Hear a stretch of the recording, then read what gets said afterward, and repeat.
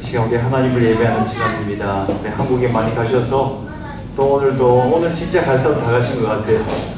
우리 하나님께서는 우리와 함께 계시기에 그분만 바라보고 그 주님 안에서 만족함을 얻으시는 시간 되길 바랍니다. 하나님은 영이시니 예배하는 자가 영과 진리로 예배할지니라. God is spirit and his worshippers must worship in spirit and in truth. 우리 다 같이 사도신경으로 신앙 고백하신 이후에 우리의 온 마음을 다해서 하나님을 찬양하도록 하겠습니다. 나는 전능하신 아버지 하나님 천지의 창조주를 믿습니다. 나는 그의 유일하신 아들 우리 주 예수 그리스도를 믿습니다. 그는 성령으로 잉태되어 동정녀 마리아에게서 나시고 본디오 빌라도에게 고난을 받아 십자가에 못 박혀 죽으시고 장사된 지 사흘 만에 죽은 자 가운데서 다시 살아나셨으며 하늘에 오르시어 전능하신 아버지 하나님 우편에 앉아 계시다가 거기로부터 살아있는 자와 죽은 자를 심판하러 오십니다. 나는 성령을 믿으며 거룩한 공교회와 성도의 교제와 죄를 용서받는 것과 몸의 부활과 영생을 믿습니다. 아멘. 네, 할렐루야. 오늘도 예배 가운데 함께 하시는 우리 모든 성도님들 환영합니다. 오늘 정말 많이 안 오실 줄 알았거든요. 그런데 믿음으로 의자를 깔았어요. 근데 또 그만큼 채워주시는 이 하나님의 은혜가 정말 놀라울 뿐입니다. 저희 이제는 아이들 찬양도 같이 하고 어른들 찬양도 같이 할 건데요. 우리 처음 찬양은 제가 음원을 올려드린 걸 다 들으셨을지 모르겠지만 아이들과 함께하는 찬양입니다. 정말 생소한 찬양일 수 있고 처음 들어보는 찬양일 수도 있지만 아이들은 그 찬양을 들으면서 정말 그 어린아이와 같은 마음으로 기뻐 뛰며 찬양하거든요. 우리 어른들도 그와 같은 마음으로 우리 주님이 다시 이곳에 오시는 그 기쁨의 날을 같이 축하하며 우리 축복하며 찬양했으면 좋겠는데요. 우리 같이 자리에서 일어나셔서 주님을 기쁜 마음으로 찬양합시다.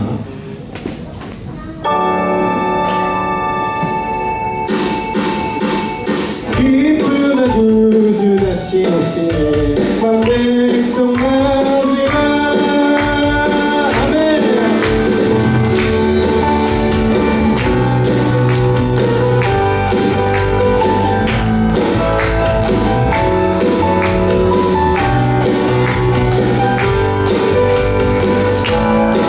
같이 찬양합시다. 충격을 나는 작은 나무 갈라리 예수 우리를 구원하시려 이 땅에 오셨네. 충격을 나는 이 세상도 주어지는데 우리 주님 언제나 다시 오실지 우리 기다려요. 주님과 서로 세요 이 땅에 다시 오세요. 그가 시작하신 일들을 그가 이루시네. 주님과 서로 오세요 이 땅에 다시 오세요. 나라라타 나라라타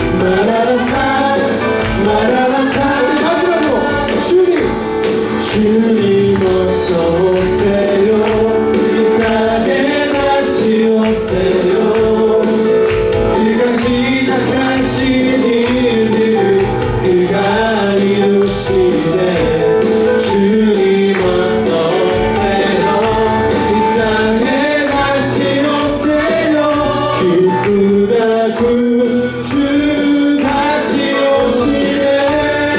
아멘. 주의 자비가 내려와 주의 자비가 높이같이 주의 자비가 내려와 나를. 다시 한번 주의 자비가 내려와 주의 자비가 높이같이 주의 자비가 내려와 나를. 헤이호 주의 자비하심과 헤이호 주의 은혜로 헤이호 나는 영원히 주주. 헤이호 주의 자비하심과 헤이호 주의 은혜로 헤이호 나는 영원히 주주. 우리 처음부터 찬양합시다.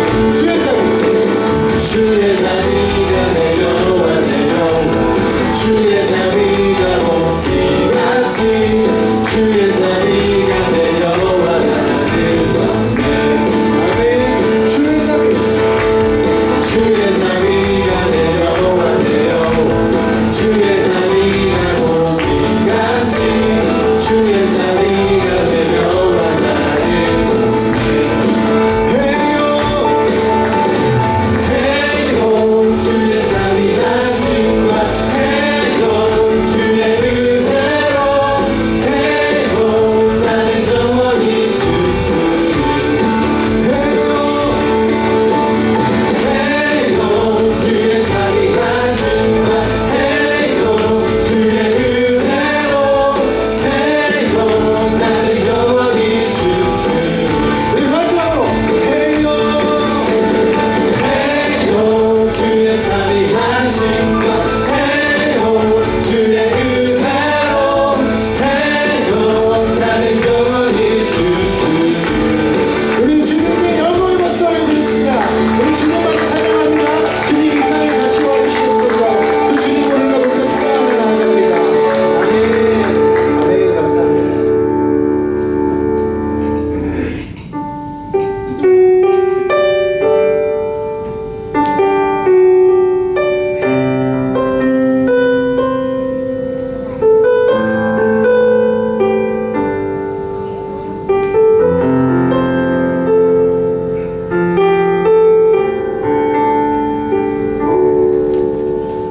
주님 제 마음이 너무 둔해서 주님을 볼 수 없습니다.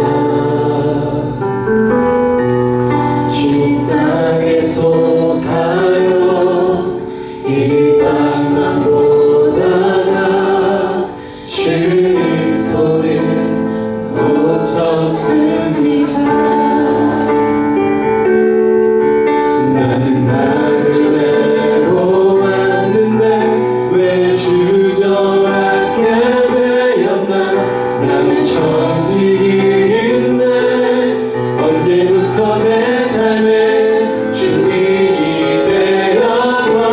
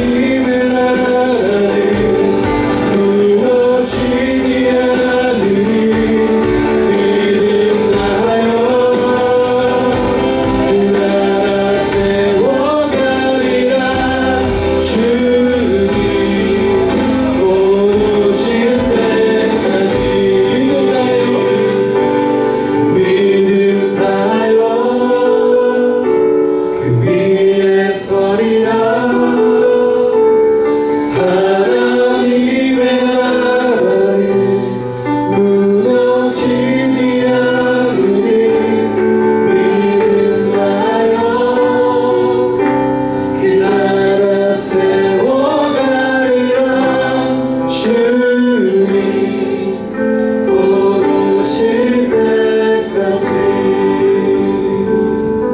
하나님, 살아계신 하나님, 우리 하나님을 만나기 위해서 주의 백성들이 모였습니다. 그리고 하나님께서 이곳 가운데 함께 계심을 우리가 믿음으로 말미암아 우리 하나님을 높이고 찬양하였습니다. 우리 주님께서 영광받아 주시옵소서. 우리 하나님은 영광받기에 합당하신 분이십니다. 하나님은 영원부터 영원까지 계신 분이시며 우리 하나님은 모든 능력 위에 능력을 가지시며 하늘과 땅과 모든 것들을 만드신 분이시며 우리 하나님은 선하신 뜻 가운데 모든 것을 다스리고 계시며 우리 가운데 하나님의 놀라운 구원을 베풀고 계십니다. 아버지, 이 하나님을 바라보며 이 하나님을 높일 수 있는 저희들 되게 하여 주시옵소서. 우리 하나님은 홀로 영광 받으시는 시간 되어지길 소망합니다. 그리고 우리가 사모하는 그 이름, 그 예수, 그 예수님을 만날 수 있는 시간 되길 원합니다. 우리를 구원해 주신 그 예수 그리스도, 곧 다시 오셔서 완전한 구원을 이루실 그 이름 예수 그리스도, 그분을 이 시간 성령으로 함께 하시어서 우리가 만날 수 있는 시간 되게 하여 주옵소서. 우리 하나님 만나지 않으면 살아갈 수 없습니다.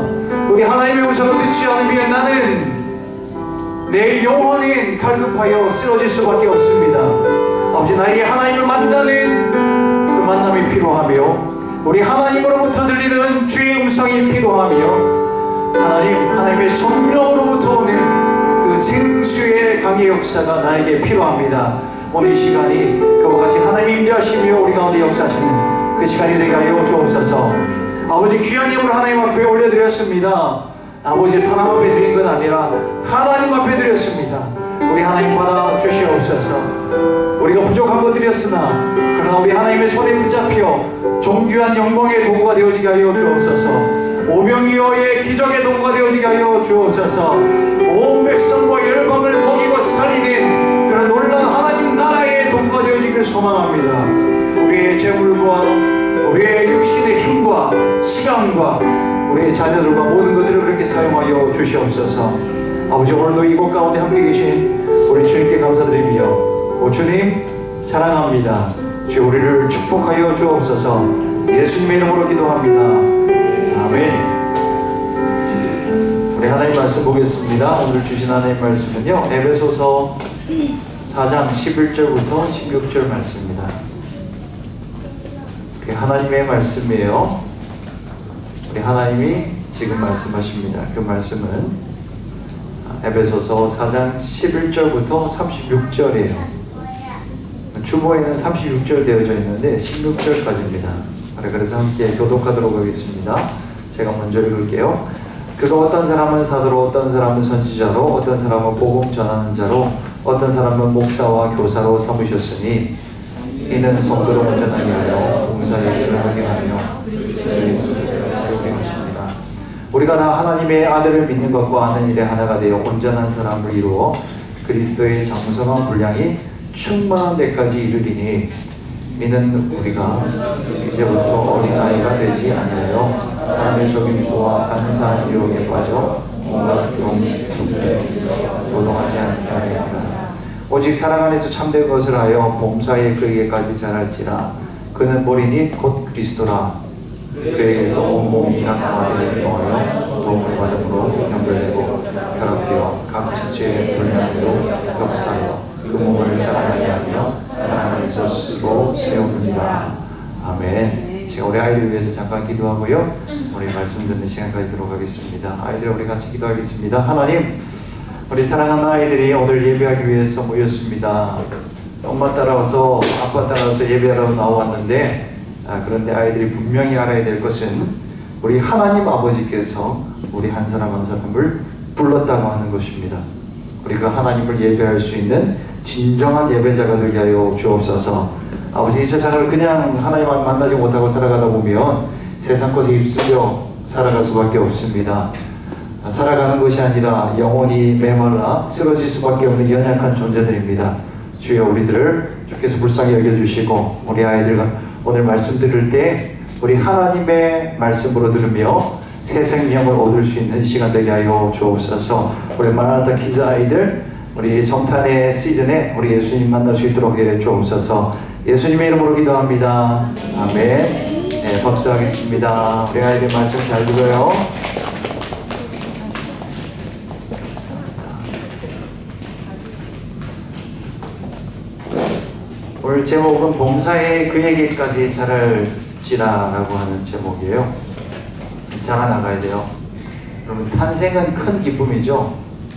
아기 예수님의 탄생을 기뻐하는 성탄의 계절인데요. 온 세상에 예수님께서 태어난 것보다 더 큰 기쁨은 없어요. 온 세상을 구원하실 그 하나님의 아들 예수님께서 이 땅에 육신으로 태어나셨습니다. 메시아가 온 거예요. 수천 년 동안 기다렸던 그 메시아 예수 그리스도가 2000년 전에 이 땅 가운데 태어났습니다. 그 때문에 우리가 기쁨을 누릴 수 있습니다. 여러분, 이것이 가장 큰 기쁨이죠. 왜요? 그분을 통해서 우리는 생명을 얻기 때문이에요. 그래서 예수님의 탄생을 우리는 기뻐하는 것이죠. 그러나 탄생과 더불어서 우리가 또한 기뻐하는 것은 뭐냐면 아이들이 자라나가는 것을 볼 때요. 태어났지만 자라나지 않으면 그것은 굉장한 아픔이 되어질 거예요. 근데 태어난 아이가 자라나는 것을 보면서 우리는 함께 기뻐합니다. 아이들을 키우시는 분들은 여러분 기억하십니까? 여러분의 자녀들이 클 때 어떻게 컸어요? 하루가 다르게 변하잖아요. 분명히 태어날 때는 3kg 정도로 태어나는데 100일 지나지 않아서 2배, 3배 되어져요. 적게는 6kg, 큰 애들은 100일 될 때부터 10kg 돼가지고 엄마 아빠 팔을 아프게 하는 아이들도 있어요. 가만히 누워있던 아이가 어느 날 뒤집기를 해요. 뒤집기를 하는 게 처녀 총각들이 볼 때는 무슨 대수냐 하는데 엄마 아빠 입장에서는 그걸 얼마나 기쁜지 몰라요. 아이가 뒤집기를 한 것으로 인해서 박수를 치고 환호를 터뜨려요. 그리고 아이가 앉아있을 때, 여러분 앉아있을 때 제일 좋지 않았어요? 저는 앉아서 그냥 받아 먹기만 할 때 정말 행복했던 것 같아요. 움직이지 않고 가만히 앉아있으니까 떠주는 거 먹고 별로 바쁘지 않았던 그런 기억들이 있어요. 물론 엄마는 항상 바빴을 거예요. 근데 저 아빠의 입장에서는 그랬었어요. 그리고 서서 걷는 모습을 보면 좀 환희죠. 얼마나 기쁜지 몰라요. 아이가 어느 날 서게 되고 또 훈련을 통해서 좀 걸음마 연습을 하다가 아이가 걷고 뛰고 자라나는 그런 모습을 보면 참 기쁩니다. 그리스도인들도 마찬가지예요. 우리 하나님은 우리를 이 땅 가운데 보내시고요. 그리고 그리스도인이 되게 하셨어요. 그러면서 기대하는 게 있습니다. 그게 뭐냐면 자라나가는 거예요.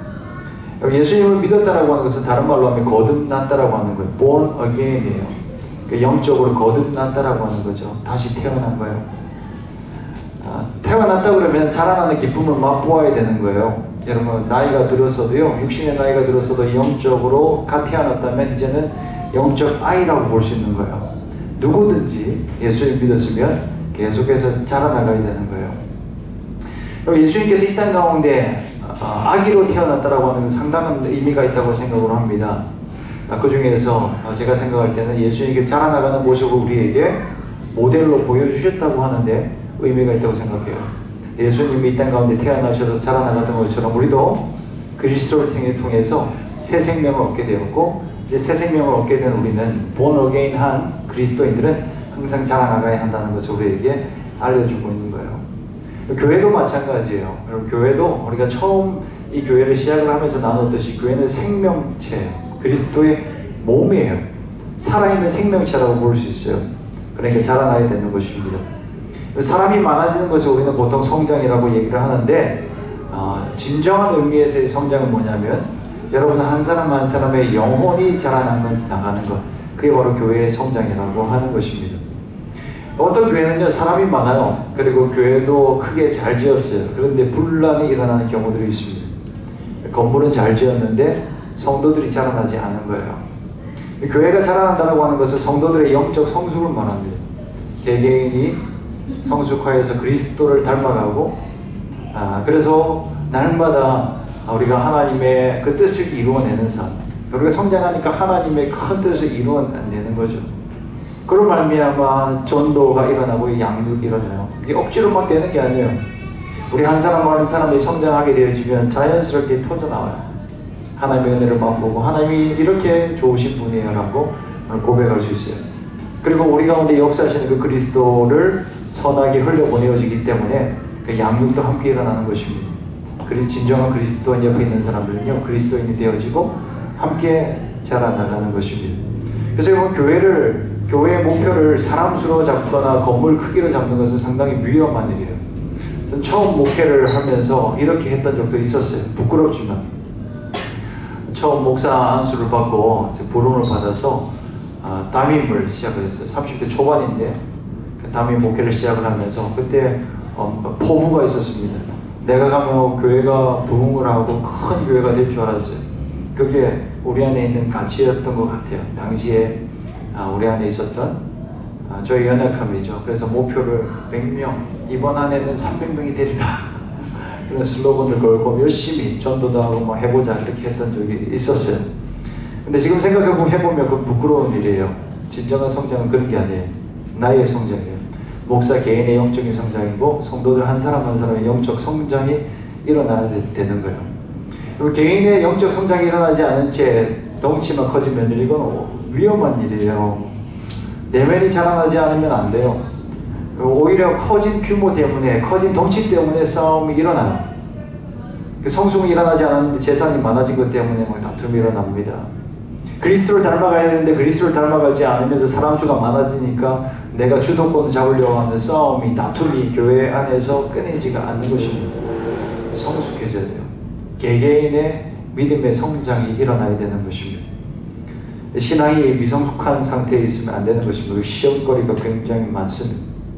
여러분, 한 사람 한 사람이 날마다 그리스도 안에서 그리스도의 모습으로 자라나갈 수 있기를 예수님 여러분을 축복합니다.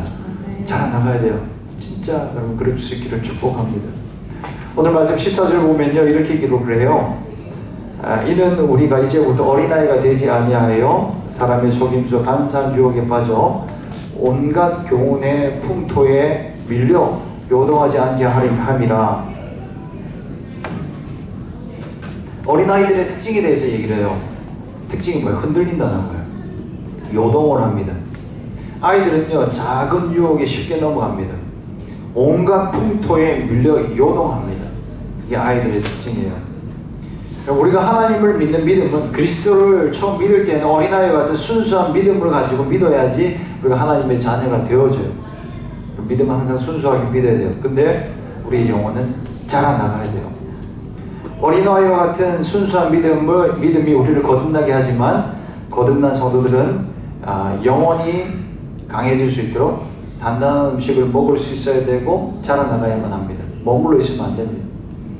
그럼 예수님께서요, 마태복음 24장 말씀에 말세의 징조에 대해서 얘기를 해요. The signs of the end에 대해서 얘기를 합니다. 마지막 시대에 대한 메시지를 주님은 무섭게 말씀하셔요. 그 중에서 19절 말씀을 보면요, 예수님께서 뭐라고 얘기를 하냐면, 환란의 때에 어떤 자들에게 더 큰 화가 되어지는데 누구냐면 바로 누구라고 얘기를 했어요? 임신한 여자들이래요. 그리고 젖먹이를 둔 어미들에게 화가 더 크게 임한다라고 이렇게 얘기를 해요. 그 이유가 무엇이겠습니까? 그 의미가 뭘까요? 그럼 바로 환란의 때에 스스로 설 수 없으면 시험을 감당할 수 없기 때문에 큰 바람이 몰아닥치는데요, 비바람이 몰아닥치고 강에 물이 넘쳐서 힘으로 닥치는데, 그런 그 위험한 상황 가운데서 우리가 힘이 없으면, 우리가 성장하지 않으면 그냥 떠내려가 버리는 거예요. 그래서 믿음의 성장을 이루라고 말씀하시는 거예요. 고린도전서 13장 11절 말씀에 이런 말씀이 있습니다. 내가 어렸을 때에는 말하는 것이 어린아이와 같고 깨닫는 것이 어린아이와 같고 생각하는 것이 어린아이와 같다가 장성한 사람이 되어서는 이런 아이의 일을 버려놓으라고 얘기를 합니다. 아이의 일을 버려놓으라 사도 바울이 얘기를 합니다. 무슨 말이에요? 계속 성장해 나가는 것에 대해서 얘기를 해주고 있는 것입니다. 성장해 나가야 되는데요, 근데 우리의 성장을 가로막는 게 뭐겠어요? 성장을 가로막는 것은요, 히브리서 5장 13절 말씀에 이렇게 기록해요. 젖을 먹는 자마다 어린아이니, 젖을 먹는 것이 어린아이의 특징이에요. 그리고요, 의의 말씀을 경험하지 못한 자다, 그렇게 얘기를 합니다. 그러니까 어린아이는 자기가 먹고 싶은 것만 먹으려고 해요. 우리 애들 중에서도 누들만 먹으려고 하는 데가 있어요. 잘 먹지를 않아요. 그런데 라면을 먹으면 2개고 3개고 먹어요. 정말 그건 미스테리예요. 평소에 먹지 않던 애가 누들만 주면 끝도 없이 들어가는 그런 애들도 있어요. 아이들은 편식을 합니다. 달콤하고 부드러운 것만을 찾는 거예요. 근데 우리가 점점 성장해 나가면서 딱딱한 음식도 먹을 수 있게 되어지고 다양한 음식의 맛을 깨달아가게 되는 거죠. 커서도 편식하는 것은 건강을 해치는 일입니다. 신비롭게도 어릴 때는 그렇게 먹어도 괜찮을 수 있어요. 사실 제가 편식을 했었어요. 이런 것은 살살 얘기를 해야 됩니다. 어린 시절 저도 진짜 편식을 많이 해가지고 그래서 까먹어서 그렇지 생각을 해보면 그 애의 모습이 저의 모습인 거예요. 그래도 괜찮았어요. 그래도 뭐 큰 만큼 큰 것 같아요. 만족하고 살아가요. 근데 장성에서는 편식해서는 안 되는 거예요. 이것저것 골고루 먹을 수 있어야 되는 것입니다. 근데 하나님 은혜 가운데서 우리가 자라나가면서 우리 입맛도 달라지게 만들었어요. 이제 야채의 맛도 알게 돼요. 쓴맛이 주는 매력도 알게 됩니다. 알싸한 맛, 이런 느낌 아세요, 여러분? 여기서 태어나신 분은 전혀 모를 거예요. 알싸한 그런 맛이 있어요. 그게 무슨 맛이겠어요? 파김치의 맛이라고 저는 생각해요. 어린 시절 어른들이 그런 걸 먹는 것을 도저히 이해가 되지 않는 거예요. 된장찌개를 먹고 또 콩 들어가는 건 뭐예요? 무슨 찌개? 뭐 그런 찌개들.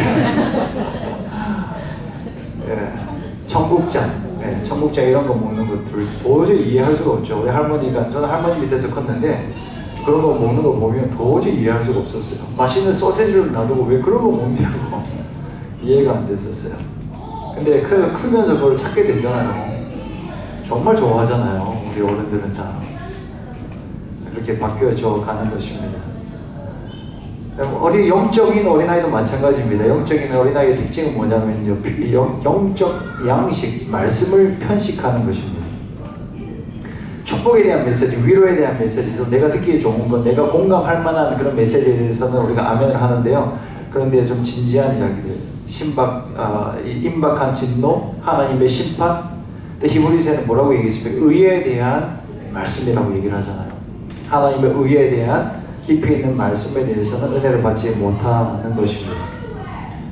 깊은 진리의 도를 받아들일 수가 없어서 그런 것입니다, 여러분. 말씀을 편식하지 않고 먹어야 우리의 영혼이 자라나갈 수 있습니다. 그래서 어떠한 말씀이든지 무슨 말씀이든지 내가 받아 먹으리라, 이런 태도로 신앙생활 할 수 있기를 축복합니다. 우리 신앙생활의 목표가 뭐라고요? 15절 말씀에 보면 이렇게 말해요. 신앙생활 목표 15절 우리 같이 읽어보도록 하겠습니다. 시작. 오직 사랑하면서 참된 것을 하여 범사에 그에게까지 자랄지니 그는 머리니 곧 그리스도라. 범사에 그에게까지 자라나가라. 우리 신앙생활 목표는 그리스도예요. 우리 하나님의 아들 예수님이에요. 그분이 우리의 목표예요.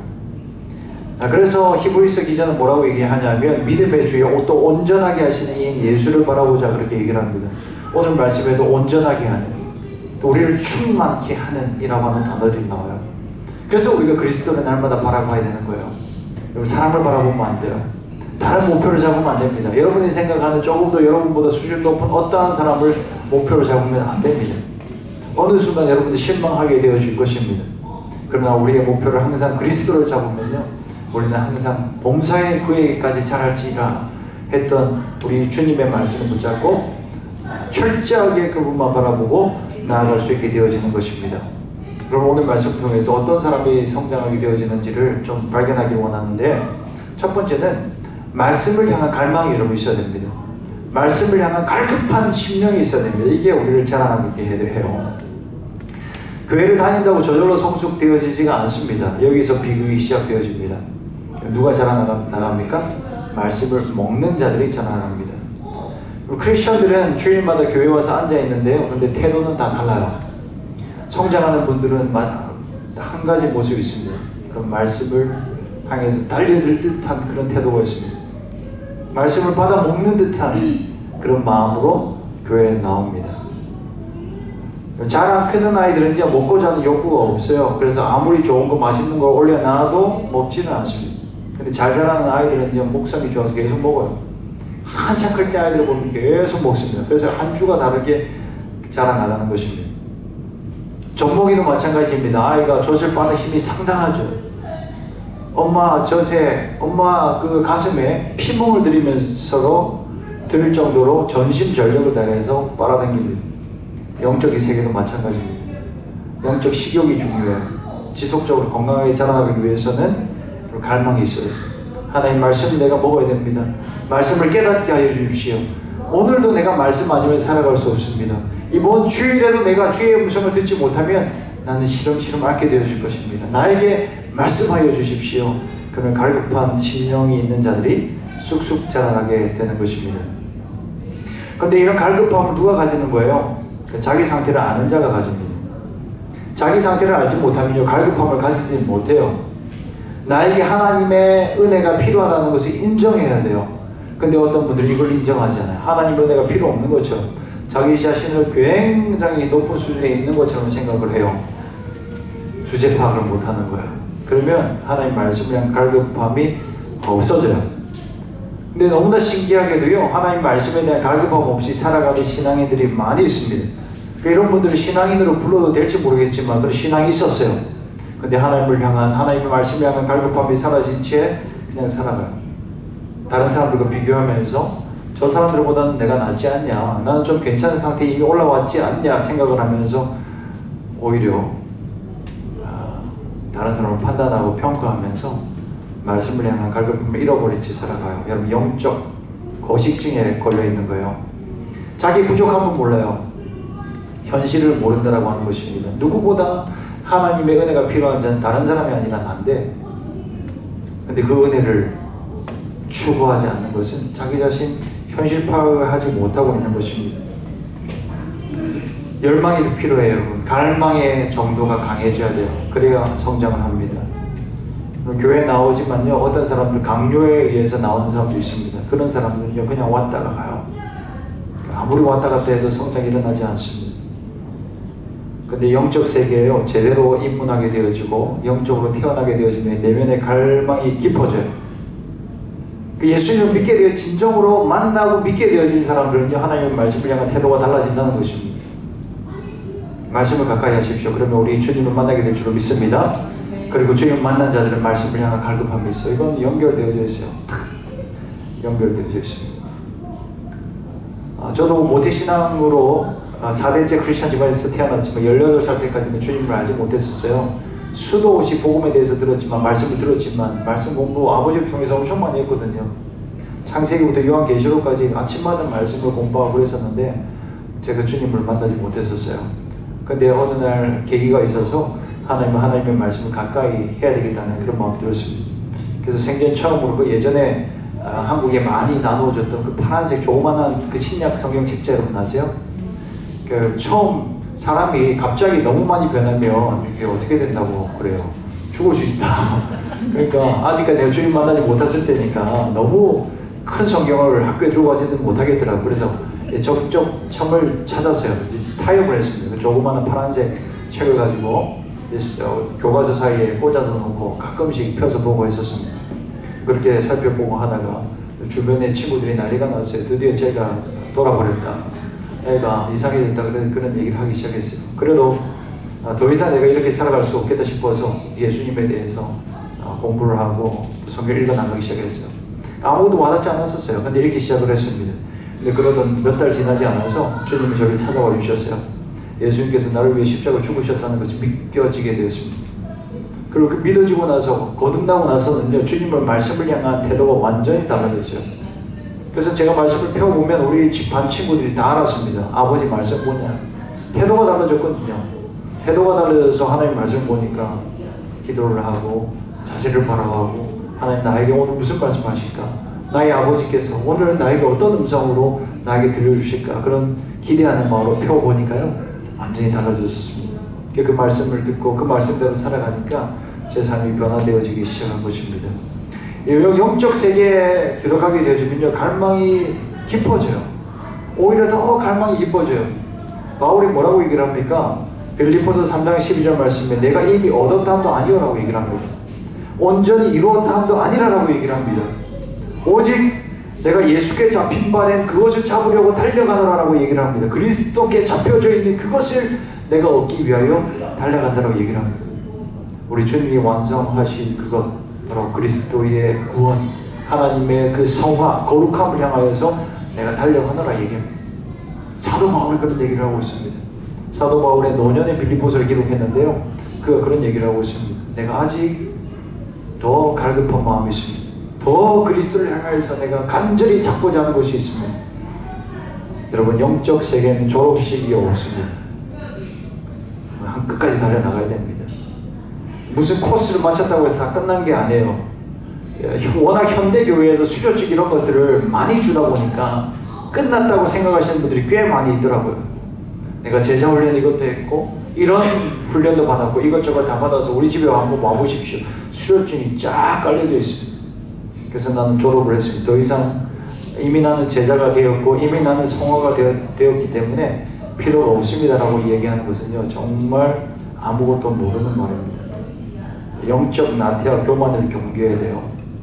신앙생활 아무리 오래 했어도요, 영적 교만하면 안 돼요. 나태하면 안 됩니다. 늘 그리스도를 바라보면서 달려나갈 수 있는 저와 여러분 될 수 있기를 예수님 여러분 축복합니다. 두 번째 말씀 뭐냐면요, 지속적인 훈련이 필요해요. 그래서 우리의 영적인 나태를 떨쳐내기 위해서 지속적인 훈련이 우리를 성장하게 한다라고 하는 것입니다. 디모데전서 4장 8절 말씀 이렇게 얘기를 합니다. 육체의 연단은 약간의 유익이 있으나 경건은 범사에 유익하니 금생과 내생의 약속이 있느니라. 경건의 훈련이 우리에게 유익이 있다고 얘기를 해요. 이 땅에 살아가는 동안에도 유익이 있고요, 나중에 우리 하나님 나라에 우리 하나님 앞에 섰을 때도 유익이 있다고 얘기를 하고 있습니다. 경건의 훈련이 우리를 성장하게 해요. 근데 연단은 지속되어져야 돼요. 한 번의 운동은 우리를 힘들게 만들어요. 여러분, 운동 안 하려다가 한번 해보실 분 있으세요? 운동을 평생 안 하다가 한번 해보려고 해보면요, 굉장히 고통스러워요. 안 쓰던 근육을 쓰니까 온몸이 다 쑤시는 거예요. 그런 경우 해보셨죠? 근데 운동은 지속적으로 해야 돼요. 반복해서 해야 돼요. 지속적으로 하고 반복해서 하다 보면요, 이게 우리를 강하게 만들어요. 저도 운동을 최대한 하려고 지속적으로 꾸준히 하려고 노력을 많이 해요. 딱 한 번 결정하는데 끝까지 하는 그런 성격이 있어요. 그래서 2년 전에 코비드 때 운동을 해야 되겠다라고 제가 다짐을 하고 일주일에 4번, 5번 이상 꼬박꼬박 운동을 하려고 하거든요. 근데 가서 운동하면요, 하는 게 뭐예요, 여러분? 체력 단련을 하는 게 무엇입니까? 어떻게 합니까? 일부러 육체를 고단하게 만드는 거잖아요. 무거운 것을 막 들어요. 요즘에는 남성뿐만 아니라 여자분들도 막 들더라고요. 무거운 걸 막 들면서 그게 근육에 상처를 주는 거예요. 무거운 걸 힘써 들어서 상처를 주고 또 회복을 시켜서 그걸 근육을 강하게 만든다, 그렇게 얘기를 합니다. 더 무거운 근력을 얻게 되어지는 비결이 거기 있습니다. 영적으로도 마찬가지 원리가 있어요. 훈련은 지속적으로 해야 돼요. 교회에서 하는 훈련 코스를 다 받으라 그런 얘기를 하는 게 아니고요, 여러분, 영적 거장들은요, 스스로 훈련을 해요. 셀프 컨트롤 하면서 하나님 나에게 무엇을 말씀하시는지 들으며 그 하나님의 도전에 반응하려고 하는 그 훈련들이 항상 있는 것입니다. 영적으로 성숙한 사람들도요, 굉장히 성숙한 사람들을 만나봐도 그냥 나는 이미 완성됐다고 말하는 사람이 아무도 없어요. 스스로 해나가요. 절제해요. 자기 자신을 깎아요. 몰아가는 것입니다. 내 안에 그리스도를 담아내기 위해서 자기 자신만 몰아가는 것입니다. 절대로 가만히 있어서 성장이 일어나지 않습니다. 항상 나를 깨우고 항상 하나님이 나를 훈련시키는 그 자리로 몰아내는 사람, 그런 사람이 빠른 성장을 이끌어내요. 존 칼빈이라고 하는 사람이요, 교회는 뭐라고 얘기를 했냐면 교회는 훈련이다, 그렇게 얘기를 했어요. 그만큼 훈련을 그는 강조했습니다. 오늘 본문의 11절에 보면요, 이런 직분들이 나오죠. 사도, 선지자, 복음 전도자, 목사, 교사, 이렇게 5가지 직분이 나와요. 사도, 선지자는 이제 초대교회를 세우기 위해서 세우신 그 템포러리 직분이어서 현재는 없습니다. 현재 자신을 사도라고 얘기를 하고 선지자라고 얘기하는 사람이 있으면 그 사람은 이단이 되죠. 요즘은 그렇게 얘기하면 안 돼요. 요즘에도 그런 얘기를 하는 사람들이 간혹가다가 있어요. 자기가 사도라고. 근데 그런 사람들 보면 신고해 주시기 바랍니다. 이단이에요. 사도는 없어졌어요. 하나님이 그때 당시에 하나님의 교회를 세우기 위해서 임시적으로 준 직분이었습니다. 그런데 사도는 없어졌고 선지자는 없지만 사도적 사역은 있어요. 선지자적 사역은 있는 거예요. 사도는 털을 닦는 사람이죠. 교회의 비전을 세우고 앞으로 나아가야 할 청사진을 그리는 그런 사람, 비저너리들, 이런 사람들이 사도적인 그런 사역을 할 수 있는 그런 사람이에요. 선지자적 사역은 무엇이겠습니까? 하나님의 말씀으로 교회에 덕을 세우는 거예요. 미래를 말하는 것인데 이걸 미래를 얘기한다고 해서 내가 당신의 미래를 알고 있어요. 점치는 것처럼 얘기하잖아요. 누군가가 예언의 은사를 가지고 있다 그러면 여러분 두렵지 않아요? 여러분의 목사가 예언의 은사가 있어요. 투시의 은사가 있어요. 뭐 두려움이 생기지 않습니까? 나의 과거를 꿰뚫어 보는 것 같고 인생의 미래도 바라본다 그러면 바라볼 수 있는 사람이 있을 수 있을지 모르겠습니다. 있을 수 있어요. 근데 항상 그런 은사가 있어도 겸손해야 됩니다. 우리가 모두 다 알 수 없어요. 그런 걸 점치는 것은요, 점쟁이들이 하는 것이지 교회의 지도자들이 하는 일이 아니에요. 예언자 그리고 선지자는 무슨 일을 하냐면 하나님의 말씀으로 앞으로 될 일에 대해서 하나님의 뜻을 말하는 자들이에요. 덕을 세우는 자들이에요. 당신의 삶 가운데 좀 하나님의 뜻이 보니까 정리해야 될 것들이 이런 거에 보이긴 합니다. 그래서 겸손한 마음으로 좀 정리하고 회개해야 될 때인 것 같습니다 라고 얘기해 줄 수도 있어요. 그리고 미래를 바라보면서 당신의 삶은 지금은 조금 부족해 보이지만 하나님의 뜻하신 가운데서 존귀하게 당신을 높이실 것입니다.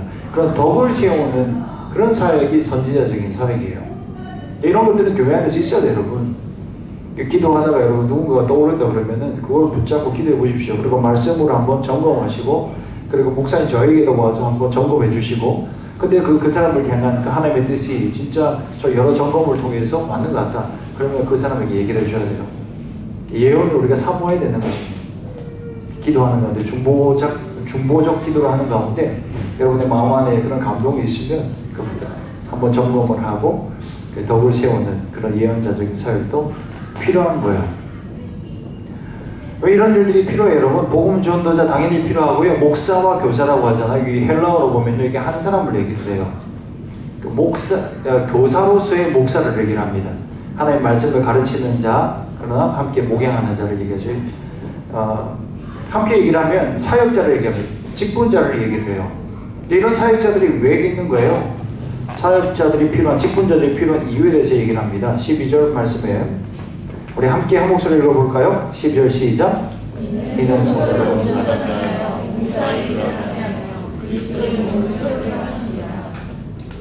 네, 아멘.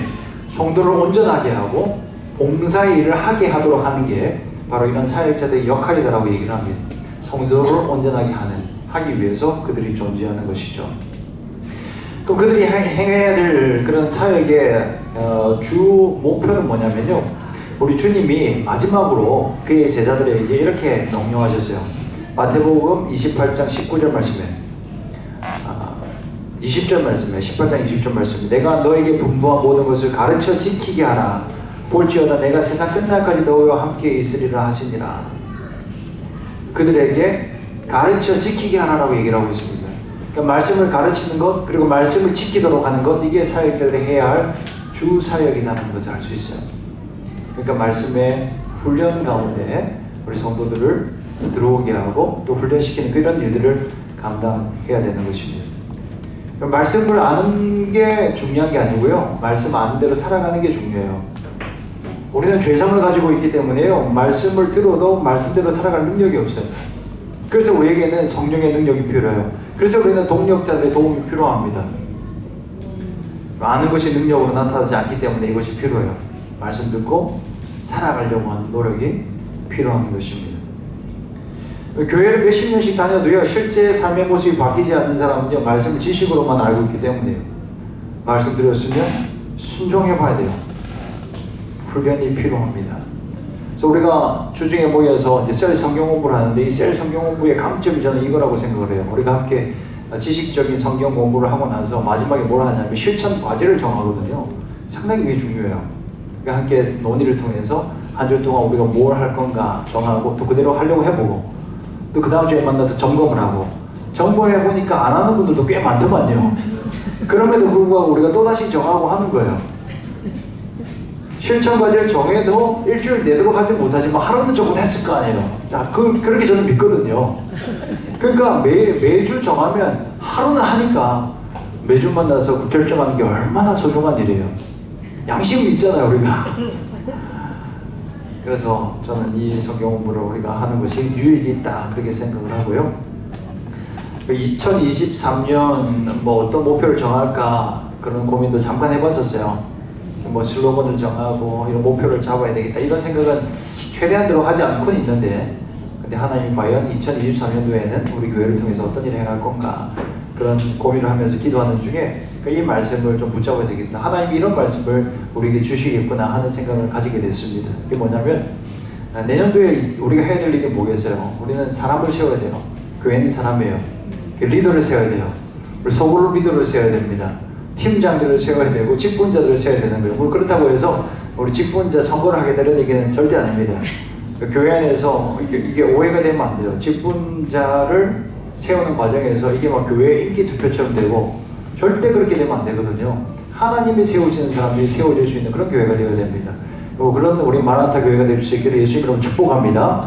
사람들이 성장하고 사람들이 성장하는 그 모습을 우리 모두가 서로 보고 저 사람은 이 자리에 꼭 필요하겠구나 해서 한 마음이 되어져서 세우는 것, 그것이 우리 공동체가 될 수 있기를 간절히 바라봅니다. 그래서 내년 한 해 동안에 여러분이 성장할 수 있기를 축복하고요. 그 성장한 여러분 한 사람 한 사람이 봉사의 자리에 다 나아갈 수 있기를 원합니다.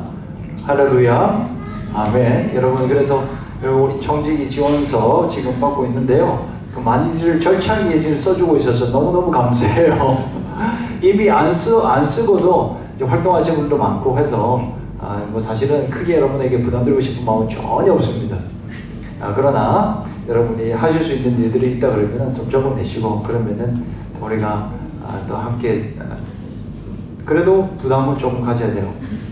많은 부담을 드릴 수는 없지만 조금 약간의 긴장과 약간의 부담은 우리를 항상 깨어있게 만드는 것입니다. 짐을 누구 한 사람에게 다 지우면 안 되고요. 조금씩 나누어지면서 여러 가지 면에서 그렇게 지고 가면요, 정말 우리가 아름답게 즐겁게 신앙생활 할 수 있으리라 생각을 합니다. 마지막으로 세 번째요. 어떤 사람이 성장을 하냐면요, 공동체에 연결되어져 있는 사람이 성장을 해요. 에베소서 4장 16절 말씀도 우리 마지막으로 한번 읽어보겠습니다. 시작. 그에게서 온몸이 각 마디를 통하여 도움을 받음으로 연결되고 결합되어 각 지체의 분량대로 역사하여 그 몸을 자라게 하며 사랑 안에서 스스로 세우는 일. 함께 다시 한번 16절 있습니다. 시작. 그에게서 온몸이 각 마디를 통하여 도움을 받음으로 연결되어 결합되어 각 지체의 분량대로 역사하여 그 몸을 자라게 하며 사랑 안에서 스스로 세우는 일. 연결되어져서 스스로 세운다라고 얘기를 하고 있습니다. 그러니까 연결되어져 있는 게 굉장히 중요한 것입니다. 홀로 있는 그리스도인들은 자라나갈 수가 없어요. 영적 성장을 위해서 반드시 필요한 조건이 영적 교제권이에요. 여러분의 믿음이 자라나갔을 때가 언제였는지 한번 생각해 보십시오. 우리 친한 믿음의 친구들이 있을 때 우리의 신앙이 자라나갔다는 것을 여러분들이 고백하는 것을 들을 수 있어요. 그게 정말 중요합니다. 그래서 이 교회가 여러분의 그런 영적 교제권을 가지는 그런 영적 친구를 만날 수 있는 그런 교회가 될 수 있기를 축복합니다. 그래서 정말 하나가 되어줘야 되는 것입니다. 바울의 관점에서는요, 바울의 지금 시각에서 바라볼 때 성도가 이제 그리스도인이 됐어요. 근데 그리스도인이 된 이 사람이 홀로 있는 것은 있을 수 없는 일이었어요. 그 사람의 관점에서는. 성도들이 몸의 각 지체라고 하고 있잖아요. 성도 한 사람 한 사람이 사람의 몸에 하나의 파트라고 얘기를 하고 있는데, 이게 따로 떨어져서 있는다? 말도 안 되는 일이에요. 이 파트가 떨어져 있으면 어떻게 되는 거예요? 그건 떨어져 나가서 죽는 거잖아요. 우리 손이 있는데 손이 이렇게 잘려서 떨어져 나가 있는 거 있을 수 없는 일이잖아요. 비극이잖아요.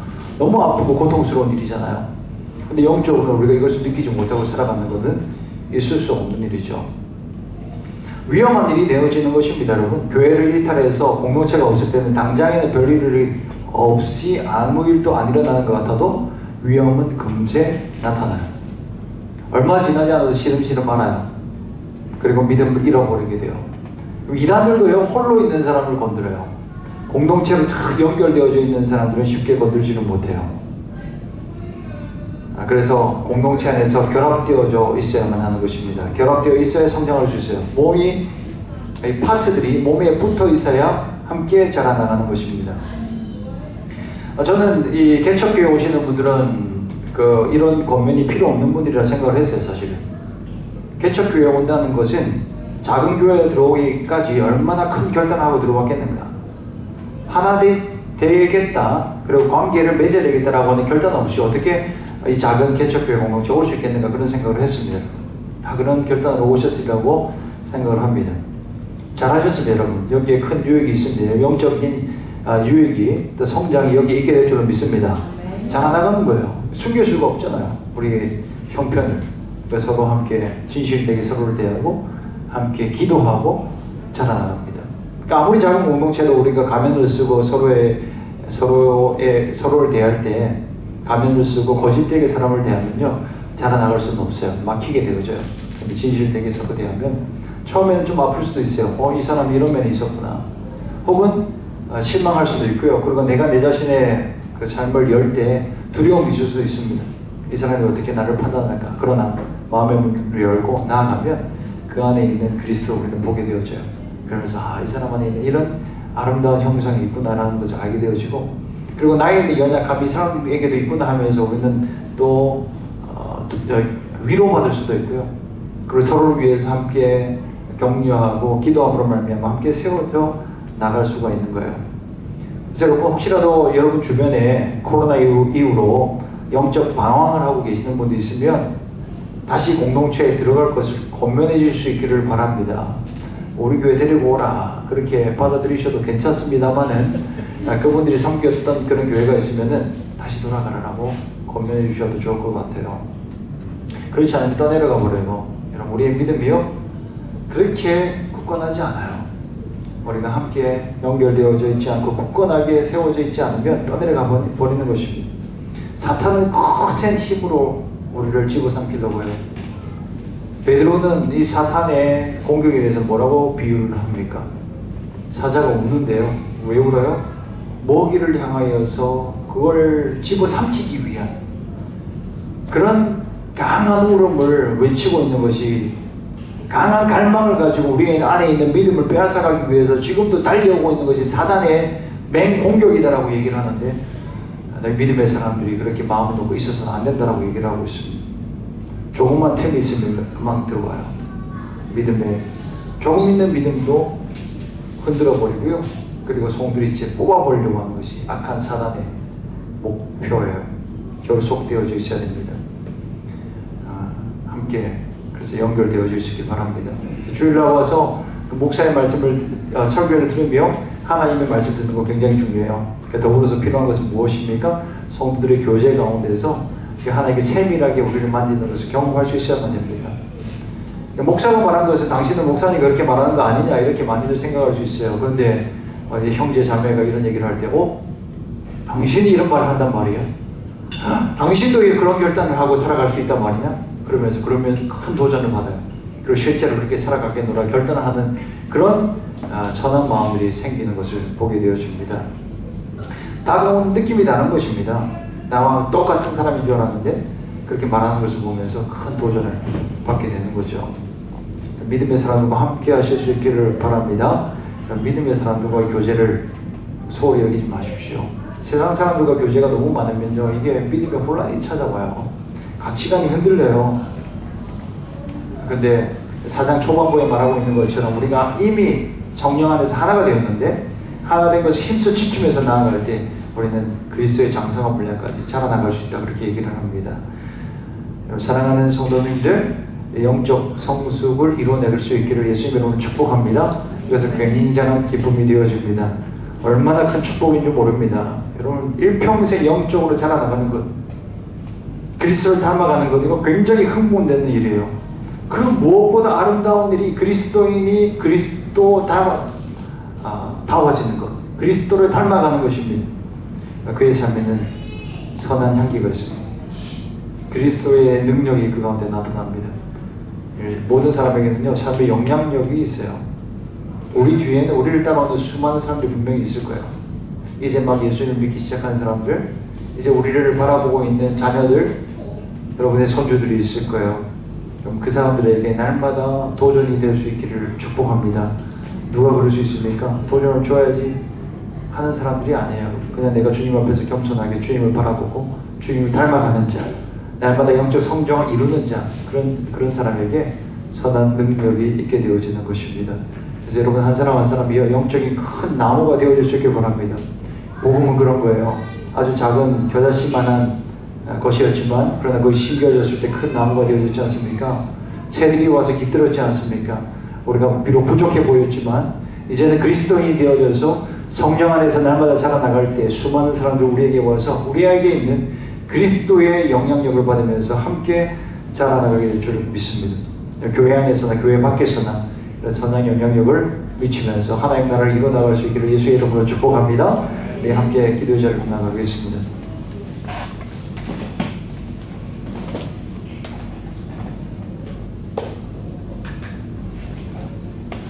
우리 함께 기도할 때 성장을 소원하는 마음을 가지고 기도했으면 좋겠습니다.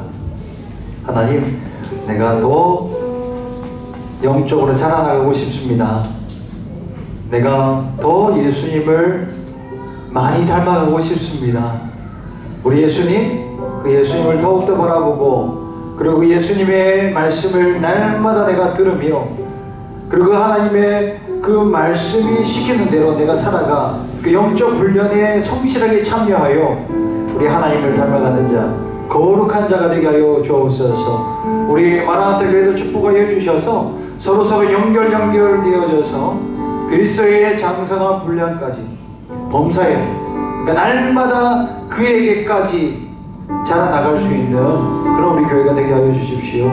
여러분 성장에는 멈춤이 없습니다. 멈춰서는 안 돼요. 멈춰있다는 것은 병들어 있는 거예요. 그래서 하나님 나를 계속해서 성장시켜 주십시오. 끝날까지 우리 예수님 다시 오실 때까지 예수님 닮아가는 자가 되길 소망합니다. 부족한 나를 주님께서 붙잡으셔서 우리 하나님의 영광의 도구 우리 그리스도의 선하신 뜻이 이루어지길 원합니다. 하나님 너무 잘 알잖아요. 하나님 내가 부족한지 하나님 너무 잘 알잖아요.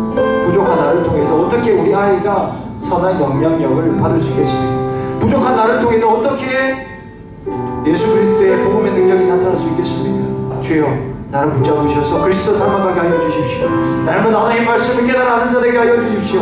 말씀대로 살아가는 자 되게 하여 주옵소서. 시간 같이 한번 기도하며 나가겠습니다. 기도합니다. 아버지 하나님, 주의 거룩한 갈급함을 가지고 하나님께 나갑니다. 하나님 갈망을 가지고 나갑니다. 우리 그리스도를 향한 디자이어를 가지고 나갑니다. 우리 예수님을 닮아가는 자가 되길 원합니다. 하나님 나를 도우시옵소서. 하나님 부족한 종을 도우시옵소서. 하나님 나를 도우시옵소서.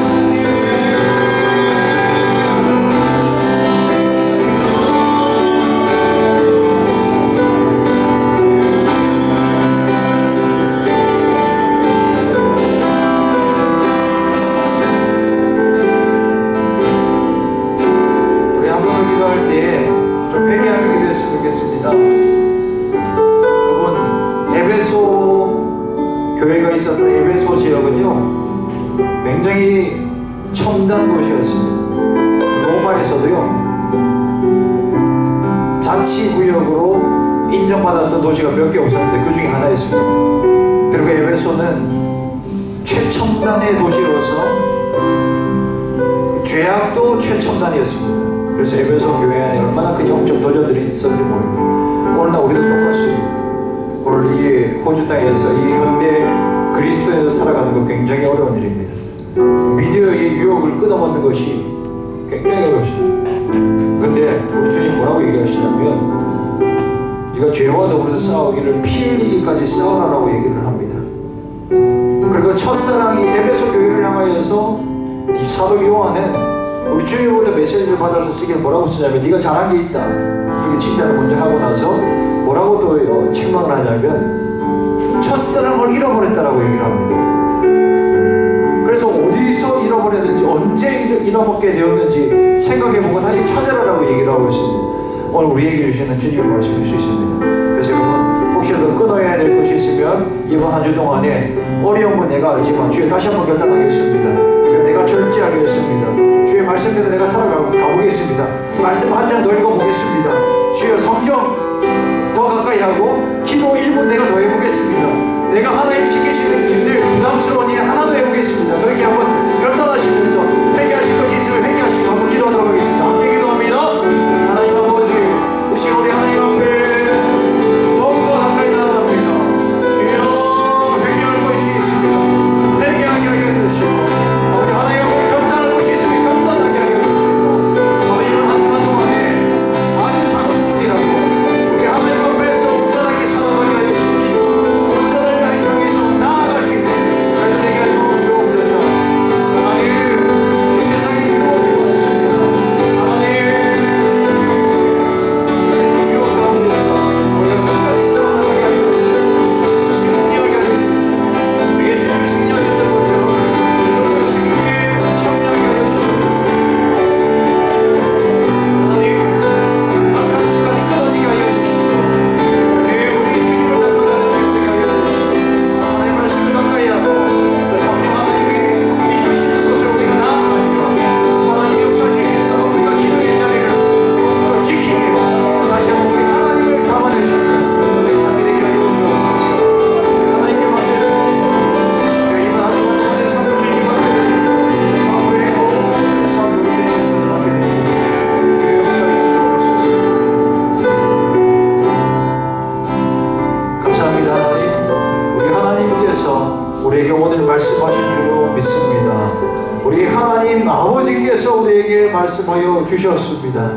우리 하나님이 우리를 향하여서 꿈꾸고 있는 것 우리를 향하여서 바라고 있는 것은 우리가 생각하는 것 이상의 것이라는 것을 우리가 알게 되었습니다. 우리는 그냥 이 정도 수준으로 살아가다가 이 정도 수준으로 신앙생활하다가 끝이 나면 될 것이라고 생각을 했지만 우리 하나님 아버지는 더 높은 뜻으로 그리스도와 같은 수준으로 우리를 만드시려고 하는 그런 꿈을 가지시고 우리를 구원해 주신 줄로 믿습니다. 이 하나님 아버지의 거룩하신 뜻을 가지고 이번 한 주간도 살아가게 하여 주시옵소서. 실패의 자리에서 벗어나 우리 그리스도께서 승리하신 것처럼 우리도 승리의 자리로 나가게 하여 주시옵소서. 주여 모든 죄악이 하나하나 끊어지게 하여 주시고 주님을 더욱더 닮아가게 하여 주옵소서. 말씀 가까이 하는 한 주가 되게 하여 주십시오. 기도 더 많이 할 수 있는 이번 한 주가 되게 하여 주시옵소서. 성령께서 우리를 통해 일하실 수 있도록 순종할 수 있는 이 한 주가 되게 하여 주시고 우리의 삶이 되게 하여 주옵소서. 하나님 이 교회도 우리 주님의 은혜로 가득 채워주시길 간절히 소망하며 우리 구주 예수님의 이름으로 기도합니다. 아멘. 우리 응답하신 하나님께 영광의 박수를 드리겠습니다. 하나님 좋으신 분이십니다. 우리 기도를 들으십니다. 여러분 광고 몇 가지 드릴 텐데 오늘 광고는 잘 읽으신 이후에 제가 축도하고 예배 마치겠습니다. 주님은 빛이십니다. 저희도 어두운 세상에 빛이 되게 해주소서. 사회와 교회의 한 줄기 빛을 비추는 공동체 되게 하소서. 주여 나의 마음과 몸을 주님께 드립니다. 나에게 주어진 것이 내 것이 아닌 깨닫게 하시고 헌신하여 이 땅에 하나님 나라를 이루게 하소서. 주님은 우리의 목자이십니다. 양이 목자를 떠나 살 수 없듯이 우리도 주님을 떠나 살 수 없습니다. 주님께 순종하는 삶이 가장 안전하고 완전한 삶입니다. 이제 세상으로 나아가 예수 그리스도의 주인 되심을 선포하는 삶이 되게 하소서. 아멘.